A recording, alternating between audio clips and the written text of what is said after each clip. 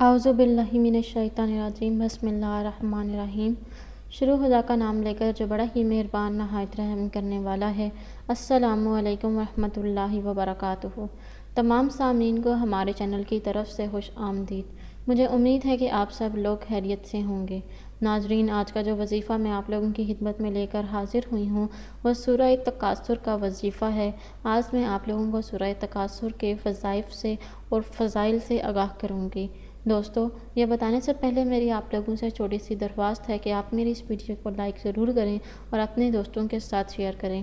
Share آپ لوگوں نے اس نیت کے ساتھ کرنا ہے کہ یہ ویڈیو آپ لوگوں کے لیے صدقہ جاریہ اور ایصال ثواب کا ذریعہ بنے گی۔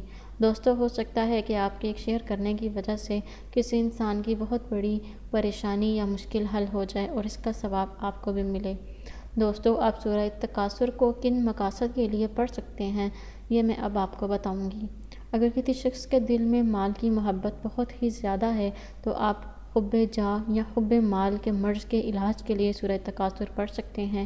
اس کے علاوہ اگر کوئی شخص بہت ہی زیادہ کنجوس ہے تو اس کی کنجوسی اور اس کے بخل کو ختم کرنے کے لیے، دور کرنے کے لیے آپ یہ وظیفہ پڑھ سکتے ہیں۔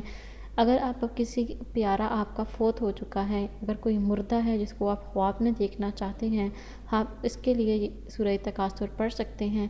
اس کے علاوہ قرض کی ادائیگی کے لیے سورہ تکاثر پڑھنا نہایت ہی مجرب ہے۔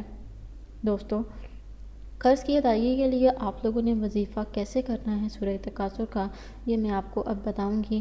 جو آدمی مقروض ہو اور اس کا قرضہ کسی طور پر نہ اترتا ہو تو اسے چاہیے کہ وہ نماز فجر کے بعد اول و آخر 3 مرتبہ درود شریف پڑھ لے۔ اس کے بعد 3 مرتبہ روزانہ باوضو ہو کر سورہ تکاثر پڑھے تو انشاءاللہ تعالیٰ اس کا تمام قرضہ ادا ہو جائے گا اور خدا تعالیٰ اس کی غیبی طریقے سے مدد فرمائیں گے۔ بارش کے پانی پر یہ سورت 41 مرتبہ دم کر کے شیشی میں بھر کر رکھ لیں۔ یہ تھوڑا سا پانی روزانہ پیا کریں، کوئی رنج و غم قریب نہ آئے گا۔ اگر پانی کم ہو جائے تو پانی اور ملا لیا کریں۔ جو شخص اس کا ورد کرے گا وہ بہت ہی جلد مالدار ہو جائے گا۔ دوستو، اگر آپ لوگوں کو آج کا وظیفہ پسند آیا ہے تو کمنٹس میں اس کا اظہار ضرور کیجیے گا۔